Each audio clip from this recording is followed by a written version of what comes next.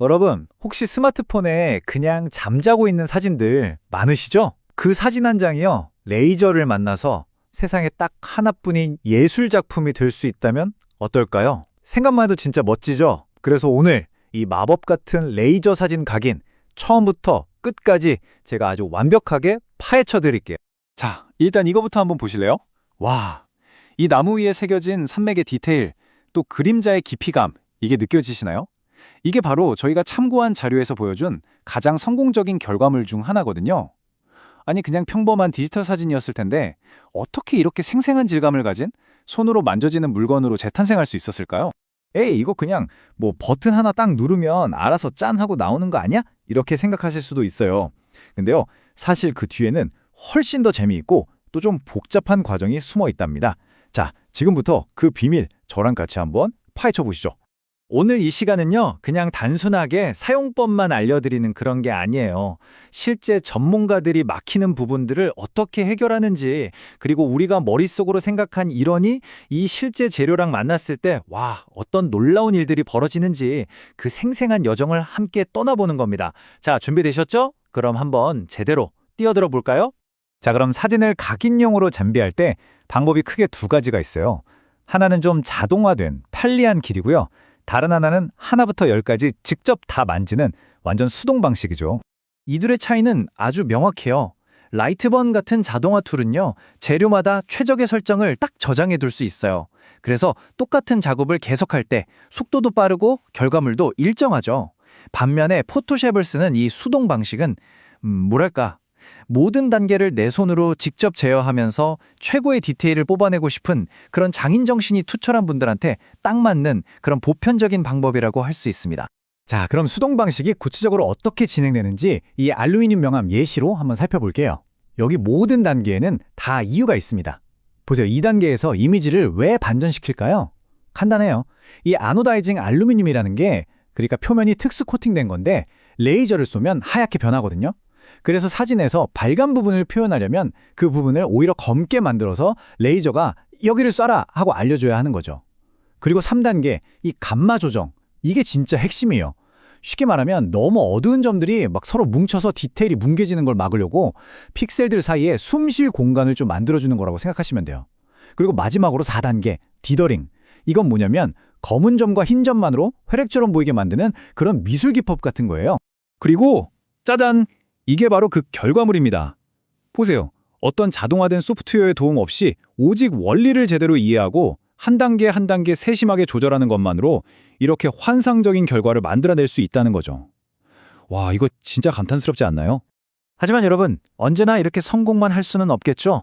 사실 이제부터가 진짜 재미있는 부분입니다. 바로 문제가 생겼을 때 그걸 해결해 나가는 과정이죠. 근데 만약에 배운 대로, 이론대로 다 했는데도 결과물이 이렇게 엉망으로 나오면 어떨 것 같으세요? 진짜 좌절스럽겠죠?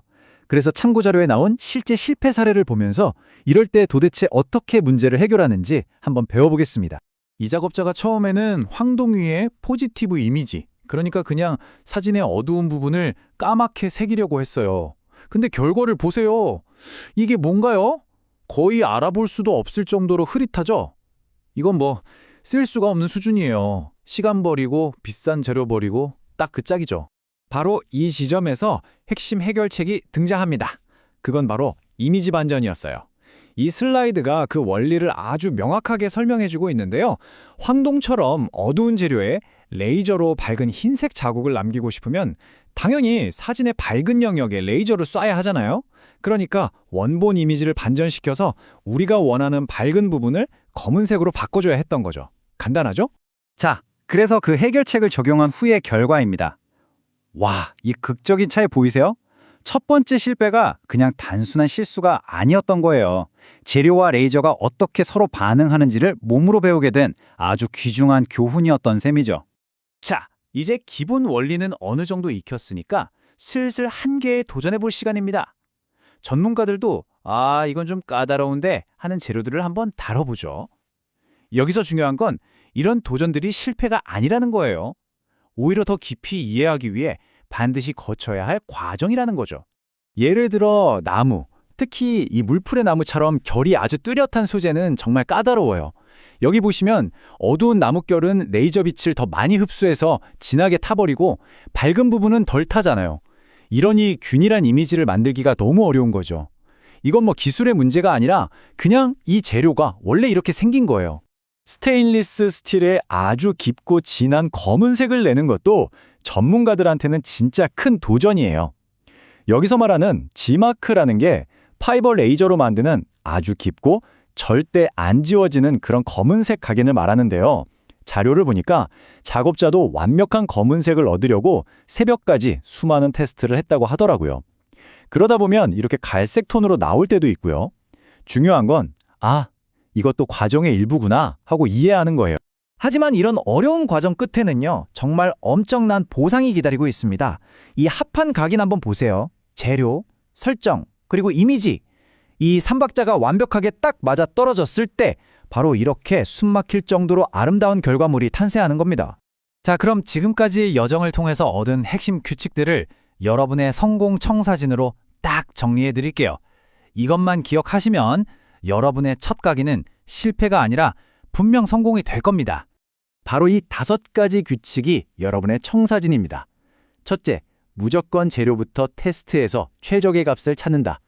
둘째, 감막값으로 디테일을 살린다.